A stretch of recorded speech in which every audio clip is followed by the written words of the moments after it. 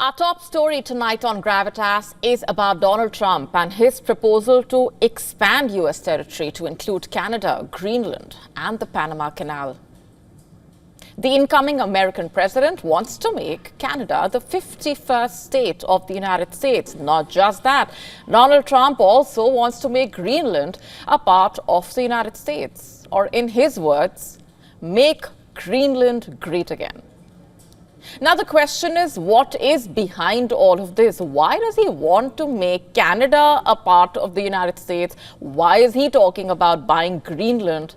Also, what do Canada and Greenland have to say about all of this? And more importantly, what is in it for Trump and the US? Well, as it turns out, a lot. For now, let's just start off with what's Trump's interest in Canada all about. You see, Trump vowed to use economic force when asked if he would attempt to annex Canada. Listen to this first. Economic force. Because Canada and the United States, that would really be something. You get rid of that artificially drawn line, and you take a look at what that looks like, and it would also be much better for national security. Don't forget, we basically protect Canada. You heard that. Trump called the shared border between the US and Canada an artificially drawn line. The boundary, by the way, is the world's longest between two countries. It was established in treaties dating back to the founding of the US in the late 1700s. Now, Trump says he wants to get rid of it in a way. Why? Because according to Trump, the US spends billions of dollars protecting Canada. He criticized imports of Canadian cars, lumber, as well as dairy products. He says Canada should be a state of the US.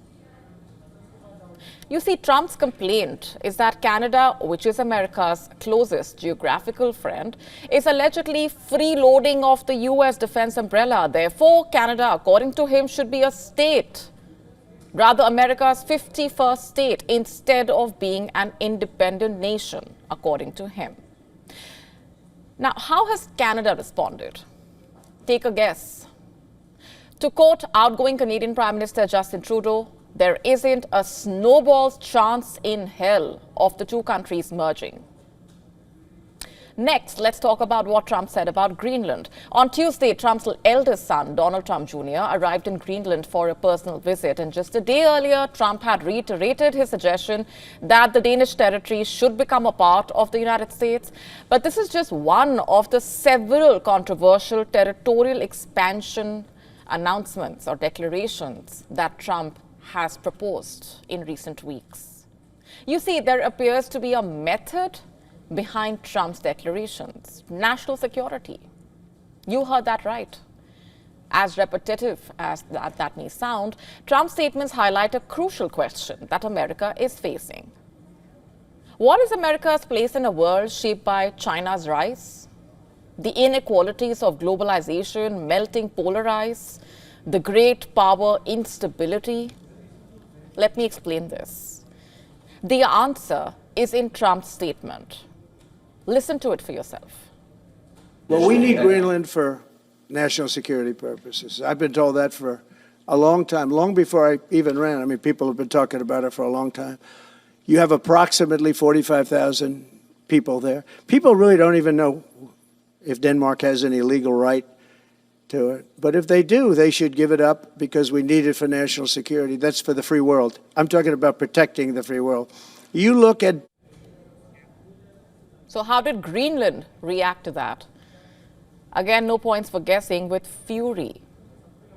Greenlandic and Danish officials are making it absolutely clear they want nothing to do with what Trump is proposing. But before we go any further at this point, here's some background about Greenland. Greenland used to be a Danish colony until it became self-ruled in 1979, and today it remains a territory of Denmark. Greenland's Prime Minister, in fact, has called for independence from Denmark, but he also said he has no interest in Greenland becoming part of the United States. In fact, independence for Greenland has become a top issue ahead of a Greenlandic parliament election set to take place no later than April 6. And both Denmark and the US have a say over the territory's defense. So then why is Trump so interested in buying Greenland? You see, for years, Trump has floated the idea of buying Greenland. He initially became interested during his first term, in fact, in the White House. It was suggested by his friend, reportedly, Ronald Lauder. Trump said he saw it as a large real estate deal. And he became more convinced when he learned more about Greenland's strategic importance, reportedly. But there is more to the story. Greenland also has the Arctic's wealth of natural resources. It is home to a large American space facility and has some of the largest deposits of rare earth minerals, which, as we know, are key to the manufacturing of batteries, high-tech devices. Greenland's main export is fish, but it's rich in mineral as well as hydrocarbon resources. They are largely untapped. Almost no minerals or hydrocarbons are produced for export after a ban on all new oil and gas exploration in 2021.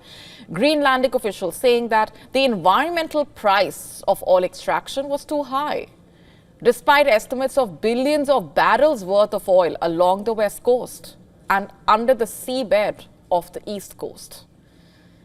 At the time, the Greenland government said the ban was imposed for the sake of our nature, quote unquote. They said that the ban was imposed to focus business on sustainable potentials. Greenland, by the way, also switched its energy development to hydropower because of concerns about climate change. Further, in 2021, Greenland's parliament also passed a ban on uranium mining. As part of the ban, the development of the mine near the southern town of Narsak, which is one of the biggest deposits of rare earth elements in the world, was stopped. What's more, the melting ice in the Arctic also opens up a new strategic asset in geopolitics, which is shorter and more efficient shipping routes. For example, navigating through the Arctic Sea from Western Europe to East Asia is about 40% shorter compared to sailing through the Suez Canal, 40%. According to a recent Arctic Council report, in fact, ship traffic in the Arctic has already surged 37% over the past decade. Already, China has shown interest in a new route through the Arctic. In November, China and Russia also agreed to work together to develop Arctic shipping routes. We told you about this. Greenland is strategically very important to the Arctic.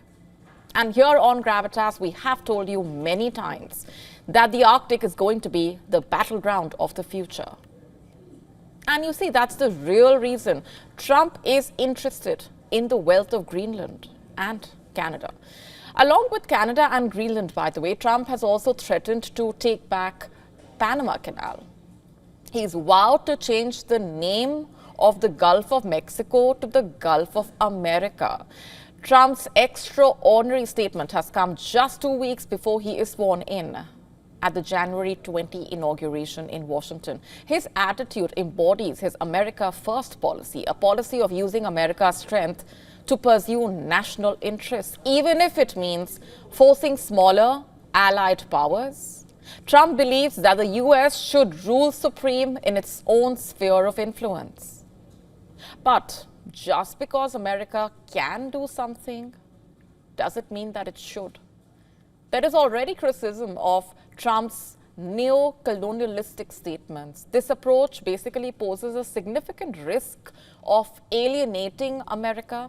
Trump could jeopardize America's power by undermining alliances that have been built over decades and distancing itself from its friends. Also, let's not forget what Trump is suggesting violates international law, and so it's unlikely that Trump will get what he wants. Is it possible that his strategy might be aimed at getting better deals for the United States, perhaps greater access to rare earth minerals in Greenland, or a new trade deal with Canada that might be of advantage for U.S. manufacturers? We will have to wait for those answers to emerge. To stay up to speed with the latest news, download the WION app and subscribe to our YouTube channel.